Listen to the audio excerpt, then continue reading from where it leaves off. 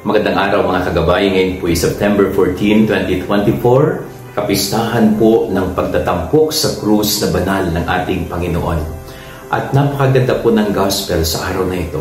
Binibigyang diin kung gaano kamahal ng Diyos ang mundo, tayong mga tao, na kahit ang kanyang bugtong na anak na ating Panginoong Jesucristo ay ibinigay niya. No, nagparaya ang Diyos dahil sa pag-ibig. Ganun kalaki ang puso ng Diyos. Ganun kabuti ang kanyang puso. Kamusta kaya ang puso natin? Kamusta po ang puso mo? Marunong bang magmahal ang iyong puso? Malaki ba ang pag-ibig na nandyan sa loob ng iyong puso? Sapagkat kapag ang puso ay punong-puno ng pagmamahal, kaya nitong gawin ang lahat ng kabutihan.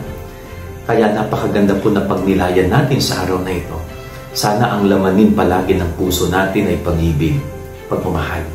Sapagkat kapag yan ang laman ng ating puso, magagawa din natin mag-alay ng sarili, magagawa rin natin magbigay sa nangangailangan. Yan ang ating gabay araw ngayong maghapon. God bless po sa inyo lahat. Pagpalain kayo ng Panginoon.